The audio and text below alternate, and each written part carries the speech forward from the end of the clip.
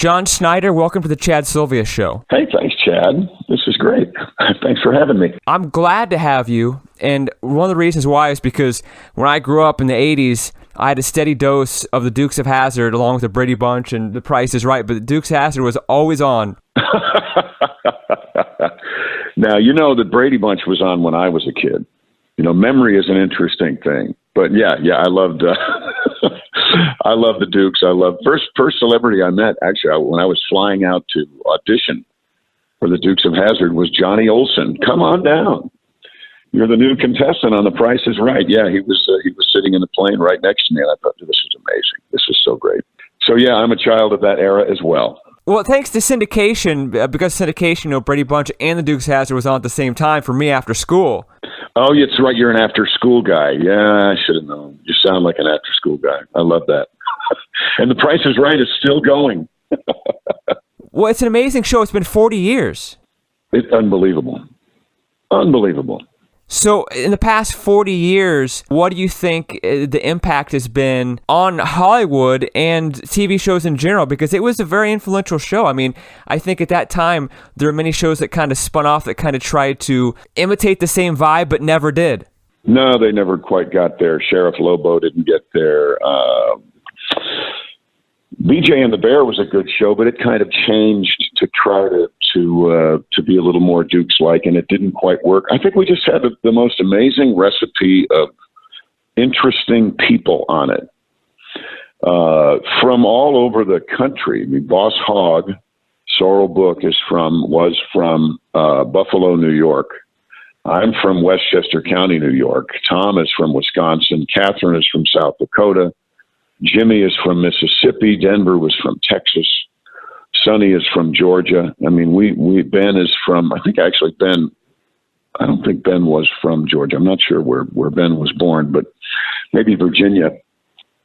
And we had a wonderful chemistry that still works. And I don't know what it's like where you live, but I live in Louisiana. Alicia and I live in Louisiana and also in Nashville. And unless you're in the city, when you're in the country in either one of those places, really, if you're in the country, anywhere in the country, it looks just like Dukes of Hazzard did in 1979. So we still are a representation, although, you know, cars break when they hit the ground. We still are a representation of what people look at every day. And the Dukes were dependent upon friendship and community, and we didn't have cell phones, but we had the CB. But we depended on one another to get through whatever the challenge of the week was. And people are like that. You know, you really can't get through this life alone. You need your friends. You need your relationships. You need to be able to count on people, and you need to be someone that they can count on. That's the Dukes way. Well, there's so many fans still to this day. I interviewed the guys from Duck Dynasty, and we talked about the Dukes of Hazzard. You know, it's one of our favorite shows. I love that. It has impact on so many people still to this day. Now, I'm going to ask you a bunch of stuff because you're a very well-rounded individual. Your career's been amazing in music and television and movies and making movies. Oh, well, thanks. Thank you. Well, I do want to ask you a couple more questions about the Dukes before we move on to some of those things. Sure. I think this may be the most important Dukes of Hazzard question you've ever been asked. I'm going to ask it right now. I can't wait. Okay, go for it. Why in the world could you not get the General Lee's doors open? The General Lee was a NASCAR. We raced our goal, our dream, Bo and Luke's dream, was to become professional NASCAR drivers. So we'd go to time trials and we would do different things. So because it was a NASCAR, and in those days you drove your NASCAR to the track and raced, kind of like what people do with drag strips now, drag cars, and they've always done with drag cars. So that's why it was a NASCAR on the weekend and our personal car during the week. So in order to be a NASCAR, you had to have your doors welded shut. Makes perfect sense to me. And you wouldn't unweld them. Right? You wouldn't unweld them. No, it does make perfect sense. And honestly, as an adult, I actually heard that was the reason. But as a child, I never picked up on that. So I could not interview you and ask you that, because as a child, I would have asked you that. I would have been like, well, I don't get it. Why not? I'm so glad.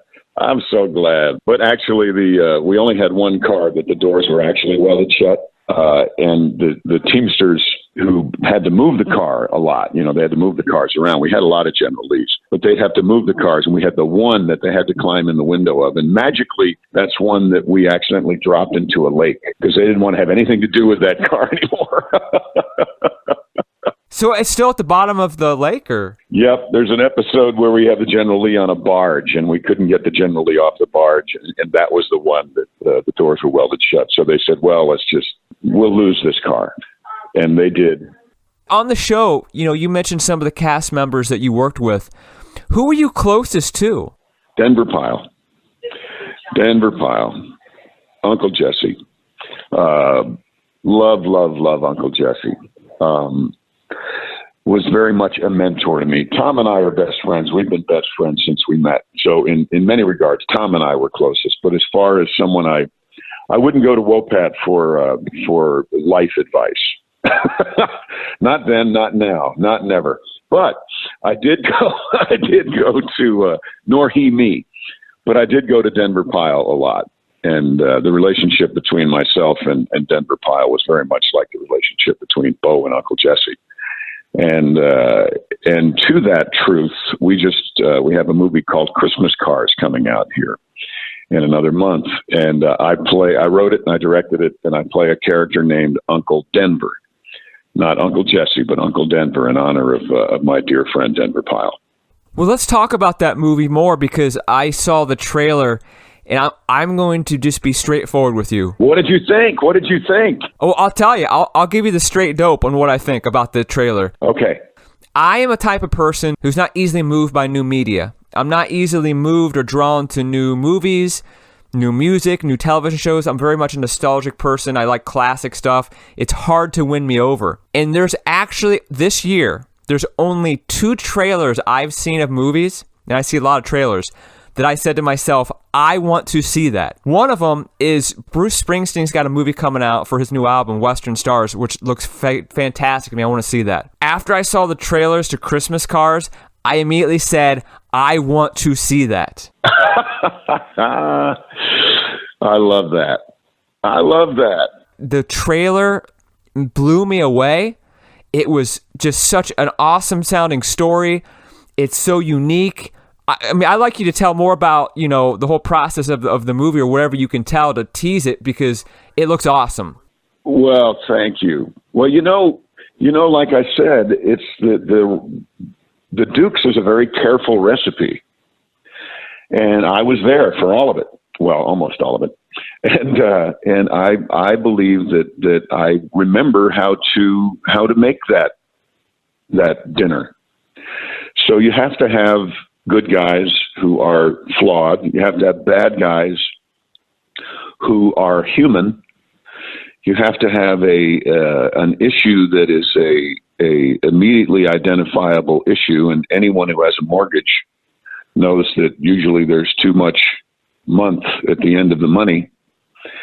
And I put together at the urging of Alicia, put together a screenplay that would be as reminiscent of the Dukes of Hazzard as I could possibly write. And it didn't hurt that in February of 2019, I had a mortgage payment, a balloon payment on my studio in Louisiana that I missed. So much of one of the first lines that, I don't know if I have it in the trailer, Johnny said, most of what you're about to see is true. We had to make some of it up so you'd believe it. And I missed a mortgage payment. I lost the studio. I have many times in my life gone to my reverted back to signing General Lees to try to make ends meet. And it's all in Christmas Cars. The community we spoke about a minute ago, you cannot swim alone. You need help. You need to be able to depend upon people, and they need to be able to depend upon you. And these are lessons I learned in Hazzard County. These are things I learned from doing that amazing show all those years ago. And I put all of them into this film. And so far, we've had such wonderful, wonderful response. I love what you said about the trailer. We have the DVD is up for pre-sale. It comes out on what we call Orange Friday in honor of the General Lee. And if you don't know what that is, nobody does, because I made it up. It's the Friday after Thanksgiving. We're not calling it Black Friday. We're calling it Orange Friday, to kind of unite the Dukes of Hazzard fans once again. The Dukes has been called some terrible things over these last couple of years, and none of them are accurate, none of them are right, and none of them are fair. So this movie, I'm hoping, will enable those of us who live at the end of a dirt road, who depend upon community, to be able to band together again and say, hey, we matter. We matter. And we have something to say. So that's what Christmas Cars is. Well, I can't wait to see it. I can't wait. And I'm going to get it on Orange Friday. But I suggest that, maybe people go to your YouTube channel and see the trailer. They can go to the website. They can see the trailer on the YouTube channel. It's just John Schneider. And then they can either pre-order, or they can wait till Orange Friday and order then. Or on Orange Friday, it comes out on our, what we call DOD, Cineflix Digital On Demand. So Orange Friday, you'll be able to download it. A week or two after that, you'll be able to rent it. So we're doing it the way Netflix does it. We're doing it the way Amazon does it, but we're not doing it on Netflix or Amazon. We're doing it ourselves, because we're all in with this. With our music and with the movies, with everything we do, and especially Christmas Cars, because it's also jam-packed full of music from Merry Christmas Baby and the Gospel album and the Redneck Rebel. So it's got lots of our music in it. We are completely 100% all in on this, because we're independent filmmakers and independent musicians. A lot of folks out there say, we're independent, but they're on an independent label. If you're on an independent label, then chances are you haven't mortgaged the farm to make your record, and that's exactly what we've done. We've put everything we have into the movie and into the music. So when this works, just like an episode of Dukes, I think Uncle Jesse would have said, if you're not all in, you're out. Then we will not only be able to pay for the movie and the music, but we might actually have a jingle in our pocket, and we plan on making a Smokey and the Bandit tribute called Stand On It in January of 2020. Wow. Well, that's worth it right there. But just from watching the trailer, the quality of the movie just comes through. So it is going to be worth every penny. I will buy a copy. I'll encourage anybody I know to buy a copy. I can't wait to see it. I have a very, I think, unique, maybe it's unique, I don't know. I don't know if you've gotten this question too much. I mean, obviously, with some of the plot line that I picked up with the Christmas Cars, I assume you've been asked this before, but I want to talk about it for personal reasons. Let me set this up. I grew up in northern Indiana. My parents would take me to vacation in the Smoky Mountains of Tennessee. As a young child, I became very, very, very infatuated with the Civil War. I became a Civil War buff. I had a 6th grade teacher who was a wonderful Christian woman who grew up in Virginia. And she got me even more into, the Civil War. And she always talked about things I'd never heard of before, kind of like how Robert E. Lee was a good Christian man who didn't own slaves and all sorts of things like that. When I would go to Tennessee to vacation, at that point in time, there would be Confederate flags everywhere. And I always had a very warm feeling about the Confederate flag. I never viewed it as a symbol of hate or problematic. I mean, obviously nobody supports slavery, but the bottom line is that the slaves are brought over on slave ships with American flags or USA flags flying. I don't view the USA flag, as hateful, and I don't view the Confederate flag as hateful either, but most people these days seem to be going that way. What are your thoughts on all that? Well, a few people have taken the flag and they have used it as a symbol of hate. I mean, I say in the trailer, symbols don't hurt people; people hurt people. So we are all suffering because a very few, not so silent minority has taken that and used it as a symbol of hate. When I was growing up, when Charlie Daniels had it on an album cover, it was a symbol of rebelling against an oppressive system. When the Rolling Stones, when Keith Richards wrapped it around his leg in front of the Alamo, it was not a symbol of hate. When Leonard Skinner had it on their album cover, it was not a symbol of hate. It was a symbol of freedom. and not white freedom or black freedom or blue freedom or yellow freedom, of freedom against an oppressive system. When we had it on our car, it was a symbol of Southern pride. I don't remember the song Charlie Daniels had, "The South's going to rise again, South's going to do it again." Didn't mean the South was going to enslave people. There are many folks, I think your teacher back in Virginia, who would agree that it's the victors who write history.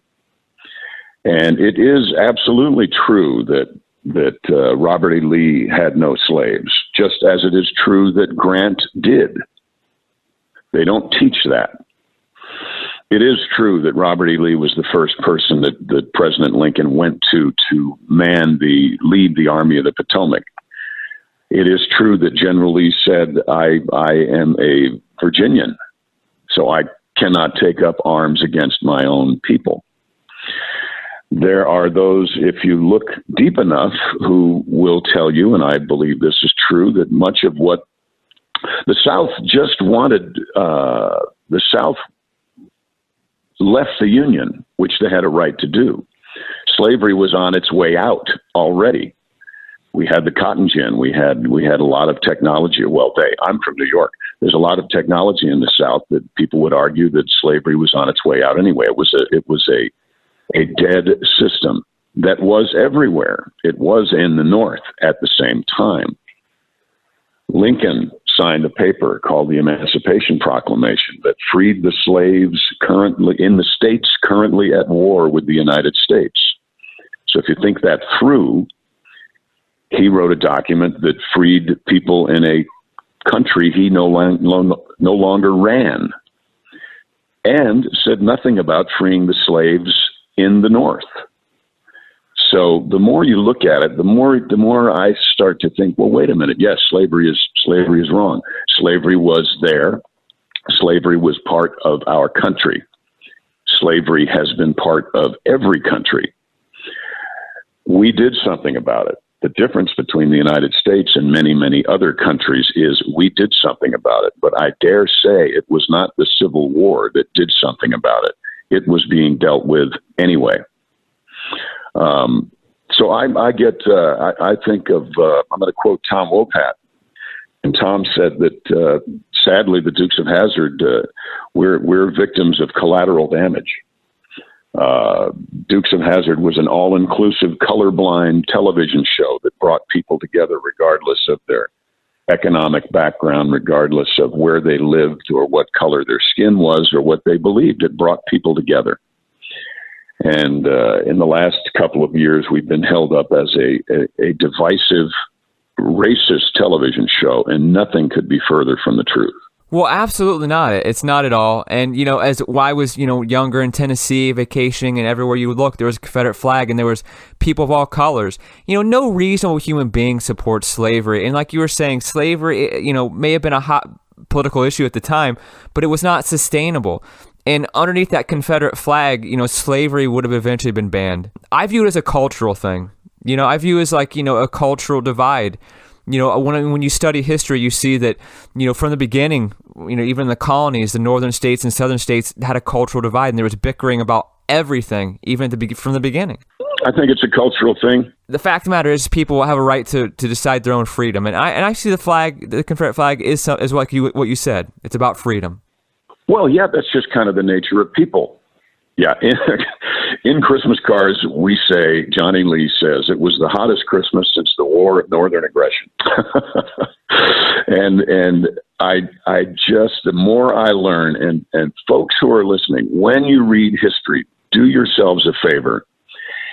Go back, go to an antique store and buy a history book that was written before 1950. Read that before people started just changing history. The revisionist history that we live with now, the things that children are being taught, or maybe to be a little more fair, the things that children are not being taught, it's a travesty. So if you are a parent who reads to your children, and I strongly advise that, then read them something old. Read them something, at least read them something that was published before the internet. But I prefer to go back. I mean, it's great. If you want to really read about the Civil War, then go back and get a book that was written in 1890. Get a book that was written in 1870. Someone, while everyone who survived it was still alive, and you could actually hear what was going on. You really want to blow your mind, go back and read something that was written in 1860, and you'll start to look at what was going on between the North and the South as more of taxation without representation. You'll start to think, well, wait a minute. I think there was a lot more going on here than slavery. As bad as that was, there was a lot going on. And really, why would a Southern family send their men, young and old, to die for some wealthy person's right to own a slave? John, I want to stop you right there, because I think about that all the time, because those young guys, those young men were not fighting for slavery. They didn't own slaves. They had no financial interest in slaves. You're right. There was a handful of really wealthy people who had interest in slavery, but it wasn't the people fighting in that war. None whatsoever. None whatsoever. No, it could not possibly have been why they were willing to die. Now go to the northern side. Are you telling me that people are as inherently noble in the North just because they're from the North, that they are willing to send their husbands and sons to the South because they were so enraged about slavery, knowing that they probably wouldn't come back? That doesn't make sense to me. Does not make sense to me. People aren't that good today. There's only been one person willing to die for someone else's freedom. That's right. That's right. I mean, come on. So people are selfish and self-serving inherently in this fallen world we live in. And the fact of the matter is that after the war, when the slaves were freed and they moved north, they were treated like dirt. Yes, there was no plan. There was no plan. If there was a plan, it died with Lincoln. And so we should read, we should educate ourselves about be curious, be like Curious George.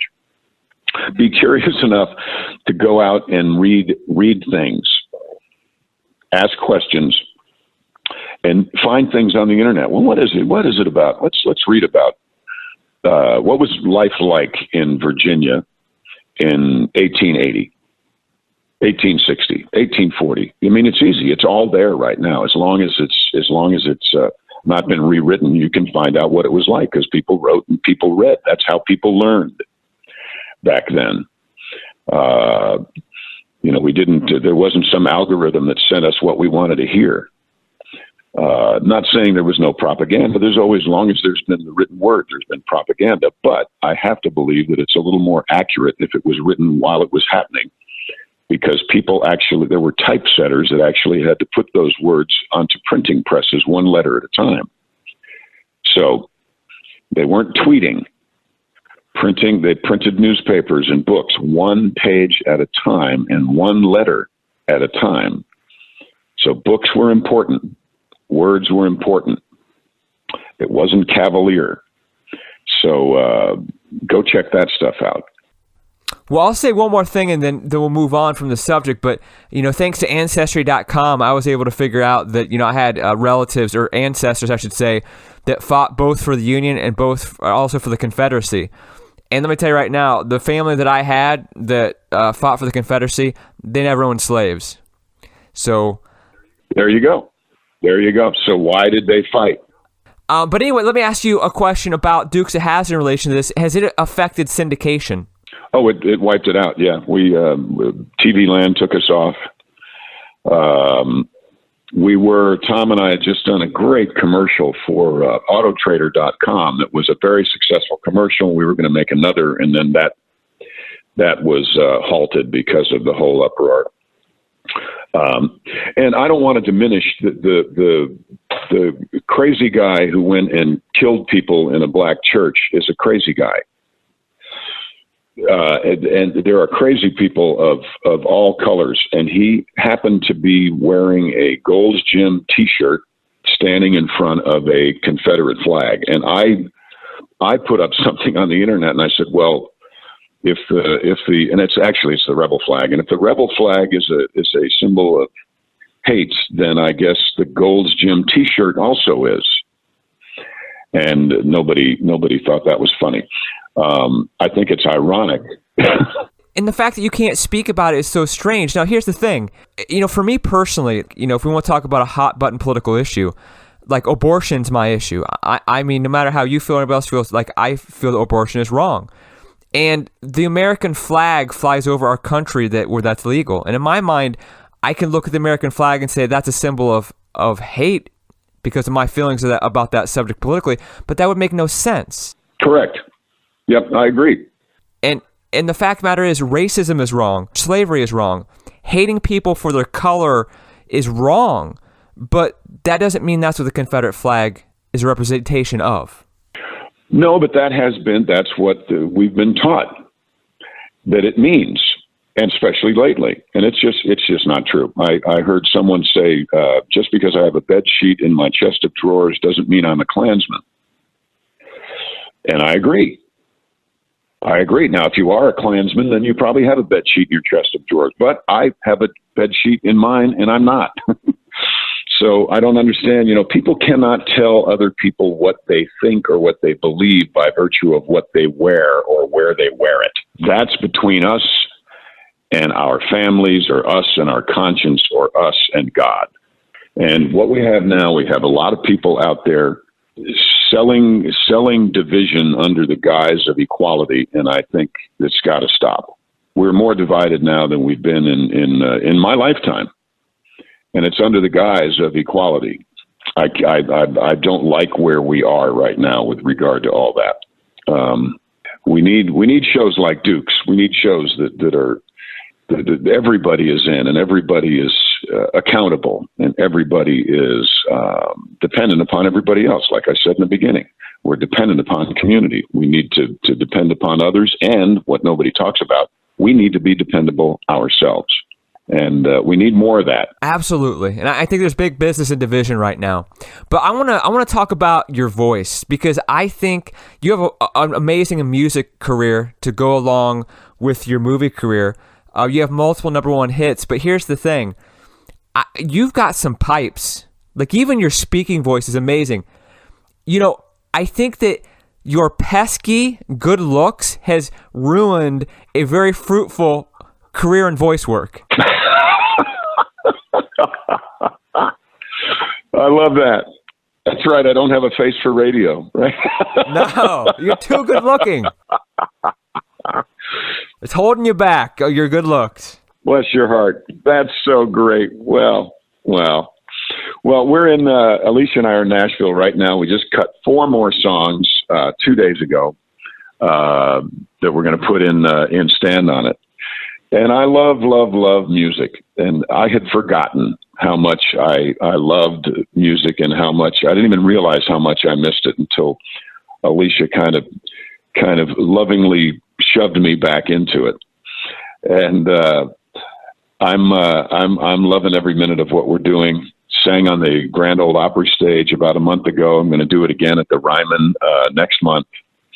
And I'm just loving life. Well, you've put out so much music just this past year. I mean, you put out, 3 albums? Is that right? Actually, we put out 7. Wow. I know. We did the Odyssey, which was one song every Tuesday. We released a song every Tuesday. We redid my greatest hits from the MCA days. So that was 52, 62. So 6 albums. And then we did a Christmas album called Merry Christmas Baby. So that was 7 last year. This year we've put out, the Redneck Rebel, which people are just loving. It's a nod to what I grew up listening to. And after I moved out of New York, I lived in Atlanta, and it was during like 74 to 78, during the peak of Southern rock. Allman Brothers, Marshall Tucker Band, Leonard Skinner, all these great bands. And we put that out, and also put out a gospel album called Recycling Grace. That's this year so far. That's 2 albums this year so far. I realize we're almost done with this year, but before we're done with it, we will have also put out Christmas cards, and we will. We're not going to put out the Stand On It music until we do the movie, so that won't be out till probably February. But we're recording that music right now. We, Alicia and I, pass by the Energizer Bunny about 12 times a day now. Well, you are, like you said, you must walk past the Energizer Bunny, because regardless of anything, to be able to put out that many songs, record them, sing them, and you're also on a TV series right now, Tyler Perry's The Haves and Have-Nots, which is the #1 primetime series on cable on Tuesday nights. Yep. That's our, I think the 7th season is airing, or is about to air. And what a great ride that's been. He passes the Energizer Bunny 15 times a day. Yeah, he's a force to reckon with. We were just at the opening of the Tyler Perry Studios last week, and I've never, ever in my life seen anything. First class is far too small. It's whatever is 5 levels above first class is what Tyler does every time he does anything. It's just phenomenal. Well, I want to get to a segment of my show that I do every show. It's called One Question with Violet. I have a beautiful 9-year-old little girl, blonde hair, blue eyes, sweet as can be, and she loves to ask all my guests one question. Is that okay? That's fine. Love that. Okay. Let me step out of the studio real quick. I'm going to grab her. It'll just be 1 minute. Okay. Why didn't anyone ever tell Daisy Duke that her true beauty was on the inside? Her true beauty is on the inside. I think they did. I think Uncle Jesse told her that on several occasions. And something that's happened because of the movie they made back in 2005 is that people confuse the Jessica Simpson Daisy Duke with the real Daisy Duke, which was Catherine Bach. And I think if you go back and you watch the Dukes of Hazzard television show, that you'll see that it is unquestionable that Catherine Bach's Daisy Duke knew beyond the shadow of a doubt that her true beauty was on the inside. Well, Violet just started to watch Dukes of Hazzard. She's only 9, so she's not been able to watch all the episodes, but I think that she'll see that as well. Uncle Jesse will tell her that. And I think we told her that. We didn't put it in quite those words, but I think we told her that. You're not what you look like, you're what you are on the inside. I think that's so cool. And once again, this is going back to what you said earlier about the Dukes of Hazzard, really being a really positive show on every level. So, well, I'm so delighted that Violet is watching it. They need to bring it back in syndication. Well, I agree, but I don't know because of the issue, the flag issue. I don't know that they will. I don't know if they're ever going to get over that, because it would mean that short-sighted people would have to apologize, and that's not part of their makeup. Well, regardless of where we see you, whether it's on the Dukes of Hazzard or we see you in Christmas cards, which I recommend everybody checking out, or we listen to on your music albums that are coming out, it seems like nonstop. You are awesome. Thank you so much for coming on my show, John. You are so welcome. I enjoyed every moment of it. I appreciate it. You take it. Remember, folks, read an old history book. Get an old history book today. Read it. Yeah, absolutely. It's one of the best things you could do for your understanding of true history. Now, what are some websites where people can find you? JohnSchneiderStudios.com. That's the only one you need. I also have an app. It's a free app called John Schneider. But if you want to learn about what's going on, get a hold of the app or go to JohnSchneiderStudios.com. John, thank you so much for coming on the Chad Silveus Show. I look forward to having you back soon. You got it. You are so welcome. Oh, I appreciate it. You take care and hug that little girl.